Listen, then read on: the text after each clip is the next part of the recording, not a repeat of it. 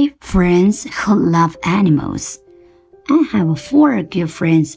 I have 表示我有，主非单三表示有，我们要用 have。那如果这里边换作 he、she 这样的单数第三人称，我们要用 has。They are Bob, Sarah, Susan, and Jack. All of us like animals. Of 介词遇到人称代词时要加宾格。Bob thinks the dog is the most honest animal, so he likes dogs. Like 后边要加可数名词时要加复数形式。